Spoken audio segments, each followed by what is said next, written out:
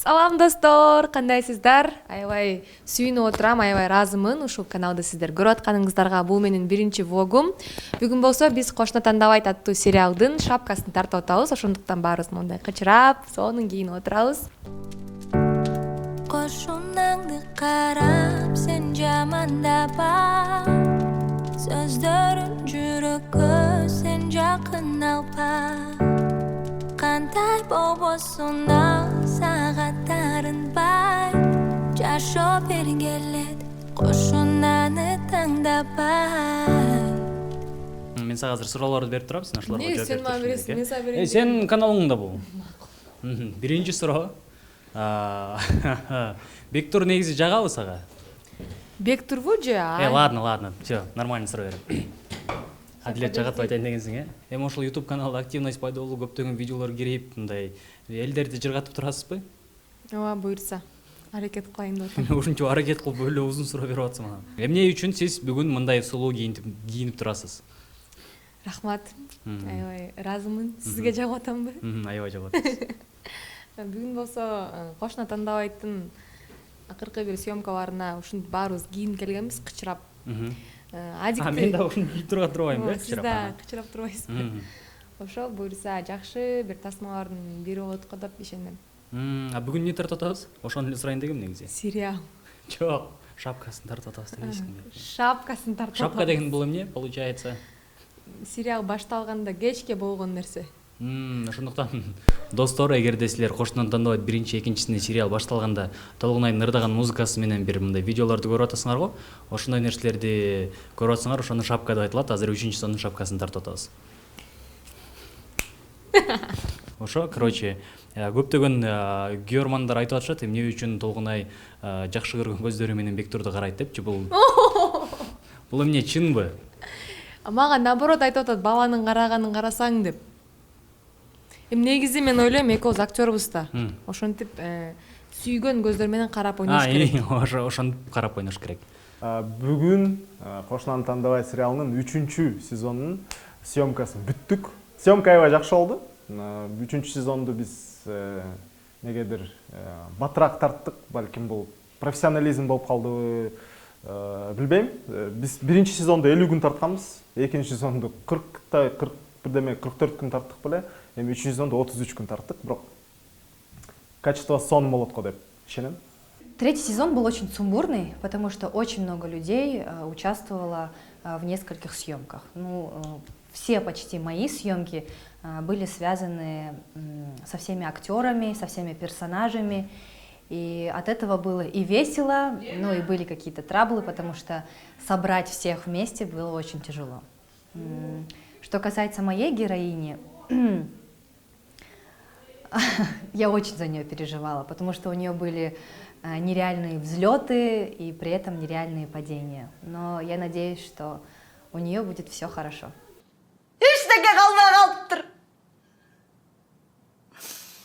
Жака, эгер сен акчаларды айтып атсаң, анда алар күйгөн жок, аларды мен алгам. Мен тиги билесиңби, тиги Дубайга кетем деп атпадым беле? Дубайга кетпей эле сага сюрприз кылайын деп могу шакекти алгам. Ушунча жылдан бери сага белек берилек мен депчи, бул сага. Канча турат экен? $800. Бул эмес. Көп болчак акча. Канчалык көп? Көп! Бир нормальный квартира келмек. Негизи баягы долбоор деген, эгерде долбоордун дагы 2-3 сезондору болсо, сөзсүз түрдө сезондон сезонго өсүп өнүгүш керек да. Анан биздин сериалдагы чын айтканда бир топ эле кадамдарды алдыга жасады. 3-сезондо актёрдук курам баягы кошуналар ошо бойдон калса дагы кошулган актёрлор дагы аябай көп болду. Ошондуктан профессионалдуу жагынан караганда өстү да. Сериалдын сапаты, сценарий жагы, окуялар аябай курч. Ар бир каармандын өзүнүн кандай десем, өзүнүн максаты бар. 3-сезондо толугу менен 2-сезонго карама-каршы деп койсок да болот. Ар бир каарман өзгөргөнгө аракет кылышты да, өзгөрткөнгө сценаристтерчи. Анан баягы эле масштабтар, эми таң калтыра турган нерселер көп. Кулай берсе 3-чү сезонду күтүп аткан барлык көрөрмандардын купулуна толот. Ушунча күттүңөр, аз калды күтүп койгула, бирок күткөнүңөргө ыраазы болосуңар да. Чын эле ырас эле күтүп турбуз, ырас эле сонун сериал чыгарып турсуңар деген сыяктуу. Ошо?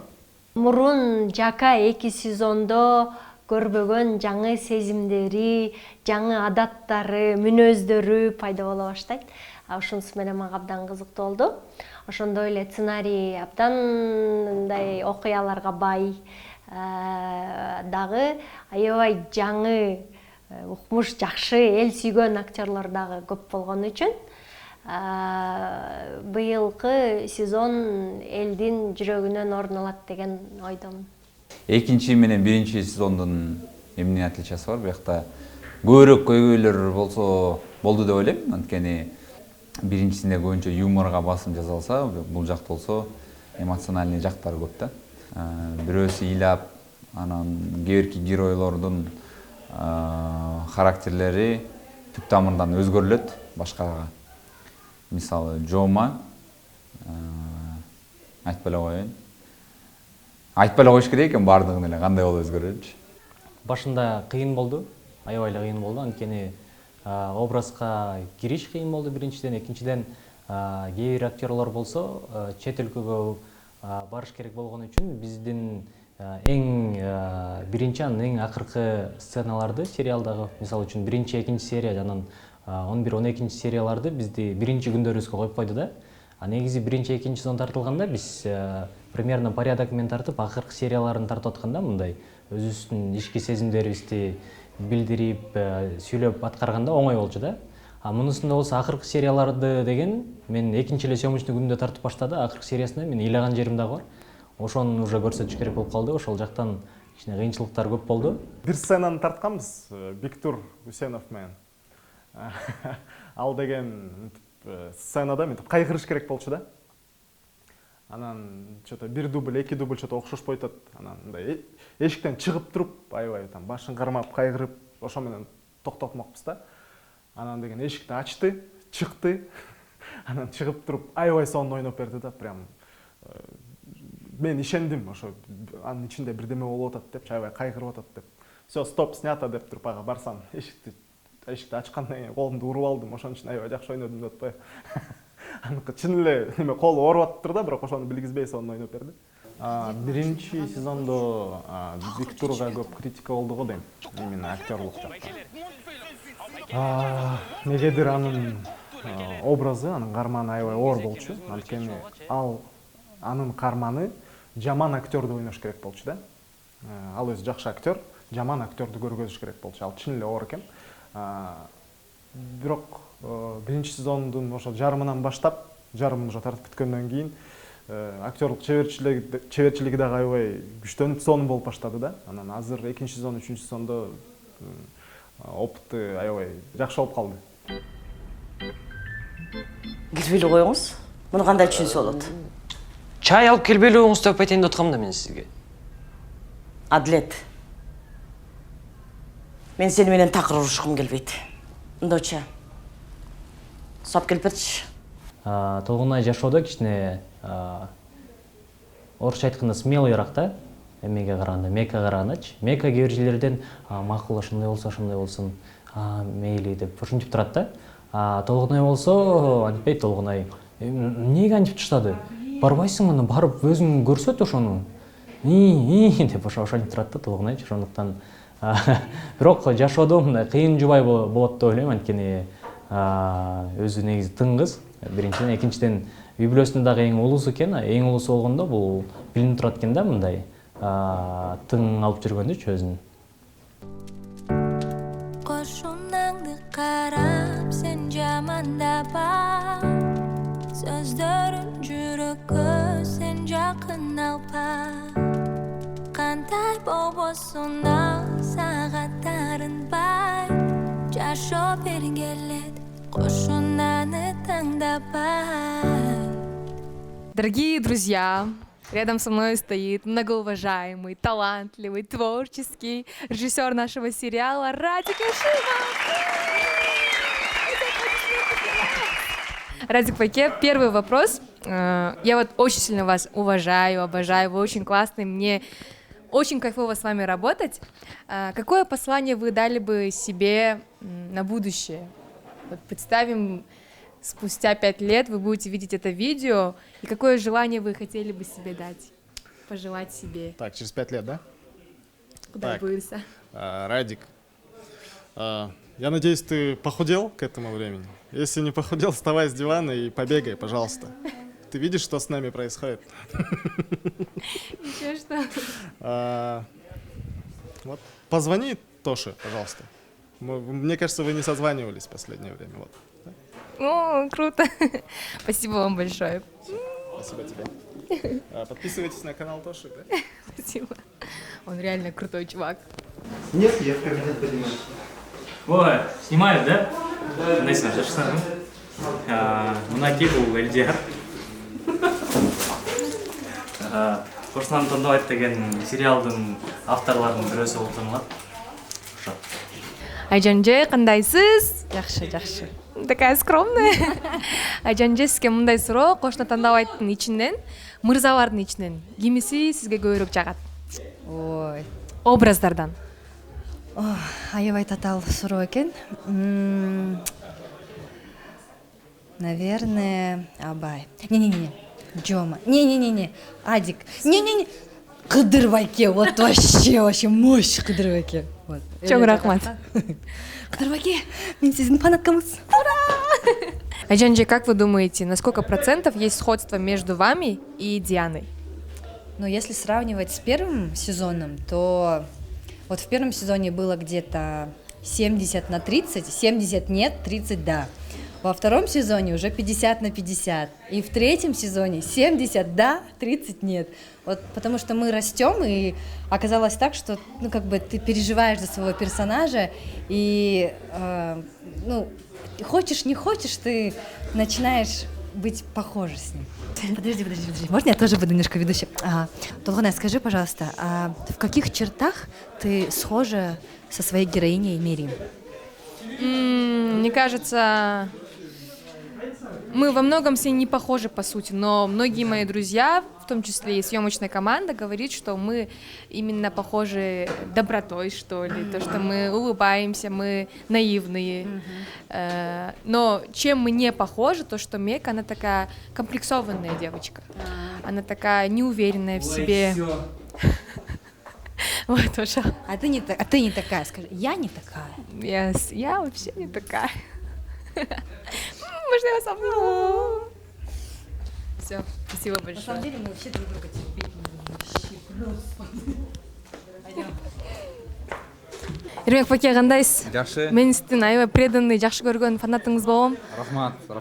Сизге 3 эле суроом бар, 3 эле, бат-баттан. Так. Мира же Диана? Диана. Арбуз же Кон? Арбуз. Сүйүү же Достук? Сүйүү. Азаматсыз. Акча дейин отурум. Диана дедим. Сен менин сүйүмдү бактабайсың. Мен сага Диана дедим. Көрдүңбү? А сен болсо башка бирөөнү айттың. Макс дедим.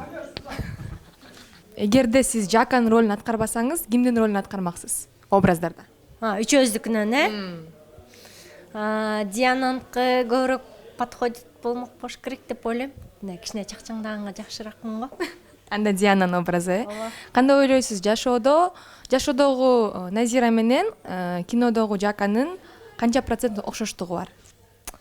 50% окшоштугу бар. Мен үйдө ушундай мындай терең ойлонгон, үй бүлөнү тарткан, монткен жактарыма окшош, мындай туура неме жасаган, кадам жасаган жактары. Үй жыйнап, тамак жасап үйдө отурганы мага окшош эмес.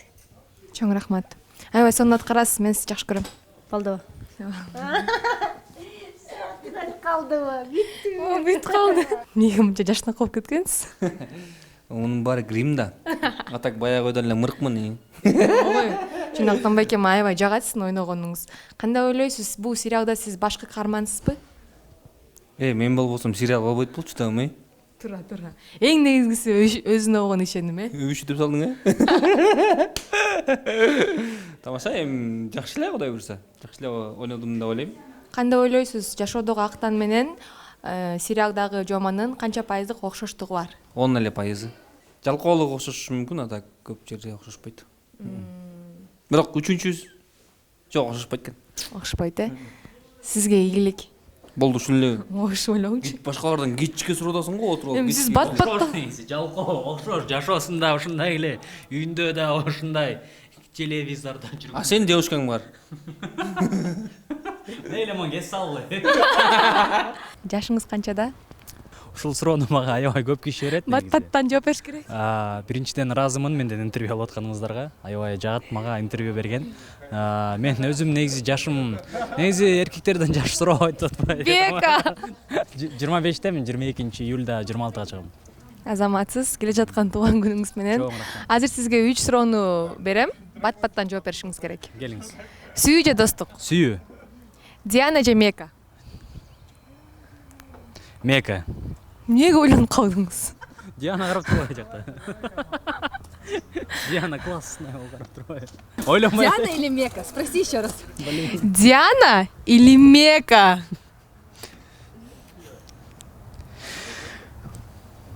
Жака, где кетип калбайсызбы? Мека. Макс подговорил нас это сделать. Мы понимали, что ничего хорошего не Эми Меканы көргөн жоксуңар, Меканы? Мека тиякта отурат азыр башка жакта. Блин, каяка кетти? Башка лагерьге кетип Чинозлобе. Там одна девчонка есть. Мы расстаемся. Бара бериңиз. Нет, подожди, стой, ты не так поняла. Так, Мека. Кандай ойлойсуз, жашоодогу Бектур менен кинодогу Адиктин канча процент окшоштугу бар? Канча пайыз, Менин оюмча 20% окшоштугу бар. 80%. Мен ойлойм 70% окшоштугу бар деп. 70%, Эми процентти айтып берейинчи, эмне эле мени оңдоп атасыз? Макул. Сиз айтканыңыз боюнча 70% деп. Ал сиздин оюңуз, мен өзүмдү жакшыраак билем да, ошондуктан 20%. Кайсы жериңиз окшош? Мека деп сүйлөгөнүм эле. Тамаша, кел, серьезно жооп берем. Негизи 50% окшош дейм, 50%. Анткени окшоштук жерлерибиз бул именно сүйлөгөн манераларыбыз эле да, мындай. Монча оозубузду мойнонуп деп сүйлөгөнчү. Жашообузда деген такыр башкачабыз да. Мен жашоомдо аябай дерзкий кишимин да. Çok рахмат. Эчтеке эмес. Koşunаңды қарап сен жамандапа, сөздөрүң жүрөккө сен жакын алпа. Кандай болбосуна сагаттарың бай, жашоо бергиң келет, кошунаны таңдабай. Аябай ыраазымын ошо Радик байке менен иштешип калганыма, себеби билбейм, ушундай бир чоң энергетикасы күчтүү, ушундай билбейм, мен ушу айта алам окшойт. Мен тартылган бардык тасмалардын ичиндеги кошуна дагы кирип, ошо эң мыкты режиссерлордун бири мен үчүн Радик байке болду. Кыргызстандагы режиссерлордун эң алдыңкы келаткан режиссерлордун бирине уже чыкты деп ойлойм. Анткени мунун баары деген уже просмотрлардан көрсө болот. Биринчиден просмотрлардан, экинчиден мага Радиктин эмнеси жагат? Постоянно жаңы нерсе издеп турат да. Мисалы үчүн биз бирдемени биринчи сезон тартсак, экинчи сезондо андай кылгысы келбейт да. Экинчи сезондо сюжети дагы, кээ бир кадрлардагы тартылыштары кичине башкача болуш керек деп. Анан үчүнчү сезондо 1 менен 2ге окшошпош керек деген сыяктуу нерсенин баарын дайыма ошол жагын карап турат да. Анан экинчиден Радиктин терпениясы аябай күчтүү, аябай спокойный, башка режиссерлорго караганда мындай аябай спокойно иштейт да. Мисалы үчүн бирдеме не по плану кетип атса, давайте тогда не по плану кетип атса башкача кылып решать эткиле деп командага айтат, анан команда решайт да. Башка режиссерлор болсо эмнеге андай болгон жок, ушунун баарын карабайт белеңер, анан почему деп мындай выяснять этип ошого время кетиргенден көрө, Радик болсо адекватно, не получилось, значит, больше чтобы такого не было, башкача кылгыла деп коет да. Я с Радиком работала только на проекте «Кошунаны тандабайт», и не скажу сразу, что наши взгляды совпали, но по истечению 3 сезонов я теперь понимаю, как он переживает за каждый персонаж, за каждого актера, И этим самым он подкупает. Я вижу рост его как режиссера, я вижу наш рост как актеров, и то, что люди верят этому сериалу, то, что они переживают, когда видят нас на улице, говорят: боже, ну скажите, что же произойдет дальше, я думаю, это дорогого стоит. Поэтому это не отчасти, это большая работа режиссера, вот так вот преподнести игру актеров, чтобы это все было как в реальной жизни. Эми Радик Ишимов өзү КВНден чыккан бала, мен командаман чыккан бала, анан мен кайсыл жакка барбайын, Радикти мактап эле келем да. А бирок Радик өзүнүн айтымы боюнча ал сценарист. Сценарийди жакшы жазат, анан ошол сценарийди кантип өзү жазса, ошондой эле экранга чыгарат. Демек, өзүнүн сценарийин жакшы чыгарган режиссер бул жакшы режиссер. Ошондой эле Радиктин деле эмгектерин деле көрүп атасыңар. Эми албетте ар бир долбоор сайын режиссер катары адам өсүш керек. Радик деле акырынан өсүп келатат, Кудай буйрса, бул долбоор дагы бир трамплин болсун деп мен үмүт коем, дагы ниет коем. Мындан дагы чоңураак долбоорлорго трамплин болсун. Бул башталышы, Кудай буйрса. Мен бул Жаканын негизи мүнөзү мындай го, мен ушул эпизодду мындай көрүп атам, мен ушуну ушундай ойноп берсем кандай болот деп анан көбүрөөк сунуштап, ушинтип иштешебиз да. Анан жок, меники туура, меникин эле ук дей бербейт да. Ал болсо дайыма ачык ушундай сунуштарга анан сонун болот, ооба деп, же болбосо жок, Назира бул мындай да, тиндей да деп айтып турат да. Анан ошонусу жакшы. Ошон үчүн бат тил табышып иштеп кетебиз. Жаңы молодой, талантливый режиссерлордун катарын толуктайт. Анткени уже 3-чү сезонду тартып атат. 3-чү сезондо уже колу көнүп, актерлор менен мыкты иштеп калды. Не дейбиз дагы. Өзү негизи КВНщик болсо дагы административный часть, берки чыгармачылык жагындагы бир алып кетип, мыкты тасмалар чыгарып келатат. Кудай буйрса, 3-чү сезондун дагы серге жагат деп ойлойбуз.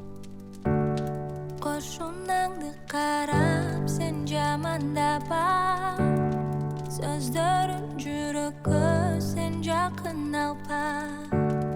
Кандай болбосун ал сагаттарын бай, жашоо бергин келет, кошунаны таңдабай.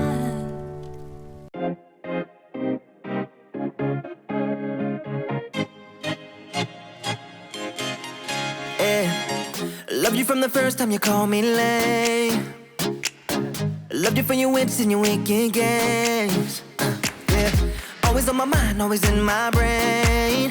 Yeah, with you the summer came and went in a day, and I've been craving you since the first time that I sat by your side. Oh, and I've been on my knees thinking time is gonna fix me inside.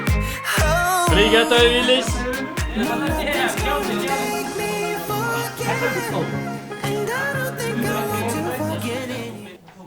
Давайте, внимание!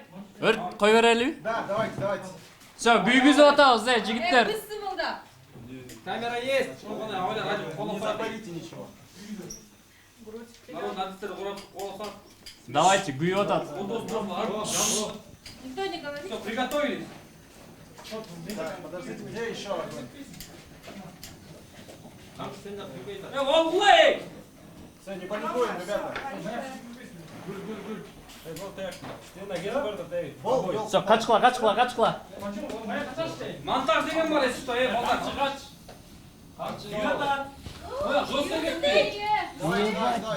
Давай. Камчы, кач. Тургула, эй. Все, начали.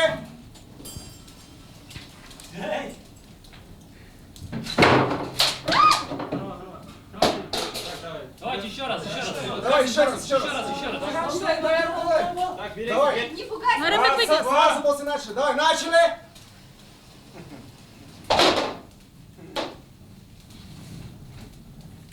Все, Очередь. Паника.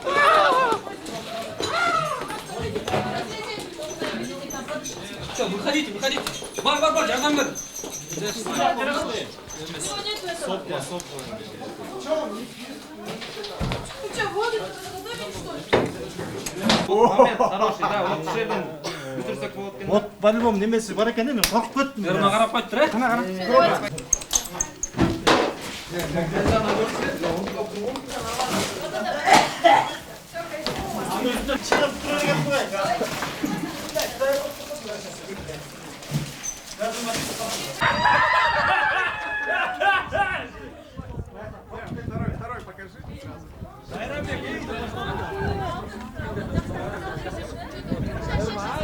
Ошо чоң рахмат. Биз сериалды атайын силер үчүн кылабыз. Ошон үчүн бизге ой пикирлериңерди жазгыла. Силер болбосоңор биз болмок койбуз. Ошондуктан биздин сериалыбызды көргүлө, ой пикирлериңерди жазгыла. Толгон Арзыкеевдин каналына жазылгыла. Урматтуу Толгон Арзыкеевдин YouTube каналын көрүүчүлөрү, бардыңарга ийгилик каалайбыз жана сөзсүз түрдө Кошунаны тандабайт сериалын көрүңүздөр, ой бөлүшүңүздөр, пикир калтырыңыздар. Буюрса алдыда дагы сиздерди жакшы жаңылыктар күтөт жана жакшы жаңылыгыбыз менен кайрадан экранда жолугабыз. Кудай буюрса биздин эмгегибиз силерге жагат деп ойлойбуз. Кудай буюрса биздин көрүүчүлөр чыдамсыздык менен күтүп аткан сериалыбыз мынакей тартылып бүтүп калды. Эми монтаж жайдын башы менен биз экрандарга чыгабыз. Барыңыздарга жагат деген үмүттөмүн. Жоманы жамандабагыла, жоманы жаман көрбөгүлө, анткени жома оңолот, Кудай буюрса баары жакшы болот. Анан биздин сериалдын ар бир көрөрманына дагы жакшылыктарды каалап кетмек үчүн болгон ошо.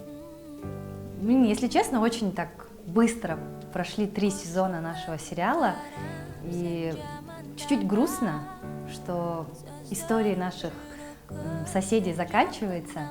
Они все ушли красиво в закат, но их жизнь продолжается в ваших мыслях, в ваших мечтах.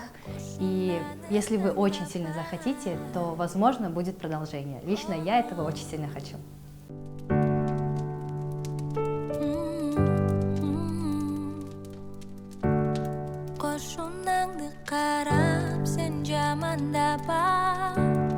Sözlerin жүрөккө sen жақын алпа Кандай болбосуна сағаттарын бай Жашоо бергиң келет Кошунаны таңдабай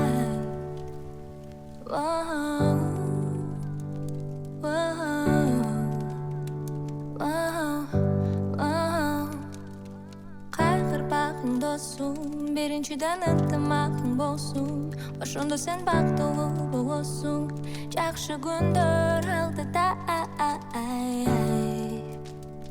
Wow, wow, wow.